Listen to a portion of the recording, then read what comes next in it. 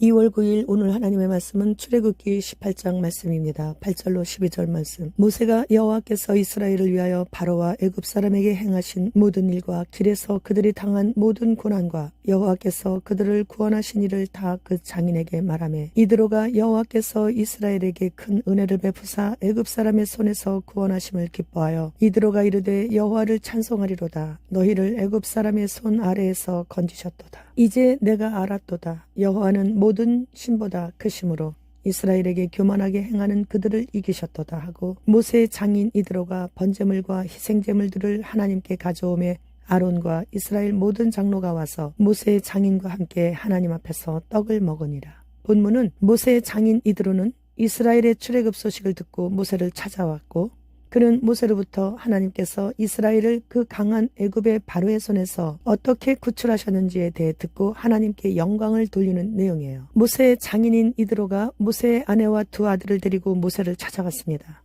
이드로는 아브라함의 후처인 그두라의 소생인 미디안 족속의 제사장이에요. 이드로는 모세가 바로를 피해 달아나 미디안 광야에 왔을 때 모세에게 큰딸 시보라를 주어 가정을 이루도록 물심양면으로 도왔습니다. 모세는 가족을 데리고 이집트로 가던 중 할례 문제로 여호와께 목숨을 잃을 뻔하게 되었을 때 그리고 이집트의 바로의 그 무서운 굴레에서 가족들을 보호하기 위해 시보라와 두 아들을 이드로에게 돌려보냈었던 것이에요. 이드로는 방랑자 모세에게 자기 딸을 주었고 그가 정착할 수 있도록 여러 모양으로 도움을 주었던 사실상 모세에게는 은인이었습니다. 그 이드로가 이방신을 섬기는 제사장이었는데 오늘 본문 10절로 11절 말씀에서 여호와를 찬송하고 있습니다. 애굽 사람의 손에서 이스라엘 백성들을 구원해내신 여호와를 찬송하고 있는 거예요.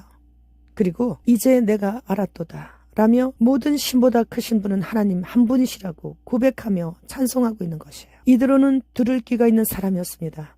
하나님께서는 들을 귀 있는 자를 통해 영광을 받으십니다. 성경에서는 이드로가 미디안으로 돌아가서 어찌 되었는지는 말씀하시지 않으셨지만 이드로가 여호와 하나님을 찬송하면서 이제 내가 알았다고 했기에 그는 여호와 신앙을 받아들였을 것입니다. 모세는 출애굽 과정이 너무나 고달팠습니다. 바로를 향한 하나님의 심판하심과 그 과정 속에서 이스라엘 백성들을 이끌고 애굽에서 탈출해서 나온다는 것은 인내와 온유함이 없었다면 결코 승리할 수 없었습니다.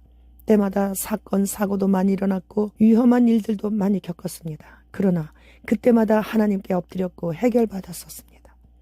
이 모든 과정들을 이드로에게 말하자 이드로는 자신이 직접 하나님의 구원 역사를 체험하지는 못했지만 그에 대한 모세의 생생한 간증을 듣고 과거에 자신이 소문으로만 들었던 그 하나님의 구원의 능력을 이제는 확신에 찬 입술로 고백하며 하나님을 찬송할 수밖에 없었던 거예요. 간증은 아무나 다 있는 것이 아니죠. 참으로 역경을 이겨낸 사람만이 할 수 있는 것입니다.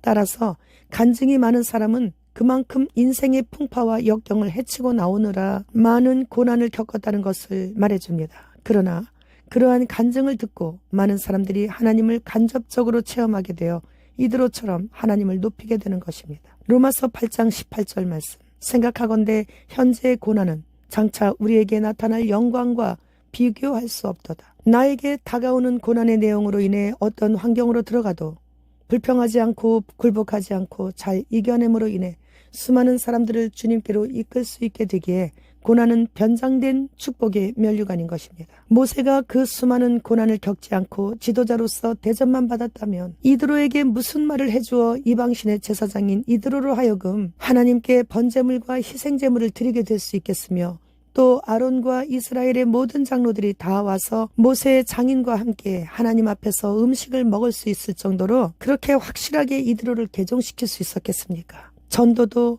하나님께 대한 확실한 신뢰가 없는 사람은 능력이 안 나가요. 살면서 수많은 고난을 받은 사람이 그 모든 고난을 신앙의 힘으로 이겨냈을 때 그때 받는 하나님의 위로를 가지고 전도하게 되면 내 안에 계신 성령님의 능력이 충만하여서 듣는 이들에게 전율을 일으킬 수 있는 파워 있는 복음을 선포할 수 있게 되는 것입니다. 그러므로 어떠한 고난이든 주님과 연관된 고난은 기뻐하고 즐거워해야 하는 것이에요. 그 고난으로 인해 하나님께는 영광이요 땅에 사는 이들에게는 가슴 벅찬 감격이 되는 것이기 때문입니다. 따라서 오늘 현재 나에게 오고 있고 와 있는 모든 고난은 인내로 구원을 얻게 됨으로 인해 장차 올 영광과 좋게 비교할 수 없게 되는 것입니다. 호주는 어린이들의 주사로 인한 두려움을 해소하기 위해 어린이를 위한 국가 예방 접종을 바늘 없는 나노 패치로 흰신을 신길 예정이라고 합니다. 지난 1월에 열린 제48차 다보스 포럼에서의 주제 중 하나는 이제는 더 이상 자연인은 존재하지 않게 될 유전자 변형이 있게 된다고 했습니다. 저들이 어떻게든 하나님께서 만드신 순수한 자연인을 없애버리겠다는 것인데 흰신을 안 신었고 코검사도 한 번도 하지 않은 사람의 몸에서도 흰신 성분들이 검출되었다고 하니 깊은 산속에서 세상 소식도 모른 채 나는 자연인이다로 살아가고 있는 사람만 빼고는 다 깨끗하지가 않다는 거예요. 흰신 신기 전에도 GMO 식품들을 얼마나 많이들 먹었는지 지금 주님 오시지 않으시면 다 변형되게 되는 위험 속에서 살고 있는 것이죠. 2022년도부터 스위스에서는 산소 농도를 떨어뜨려 무의식 중에 고통 없이 사망할 수 있도록 조력 자살 캡슐로 자살을 돕고 있는데 한국에서도 어떻게 해야 스위스로 갈 수 있으며 연락처를 문의하는 사람들도 늘고 있는 추세입니다. 잠시 동안의 그 고통을 피하기 위해 고통 없이 죽음을 선택하는 자들은 영원히 지속되는 끔찍한 지옥의 고통을 알지 못하기 때문에 이렇게 결단하는 거예요. 그래서 지옥이 어떤 곳인가에 대해 교회에서는 잘 가르쳐야 합니다. 주님 지금 오십니다. 마라나타.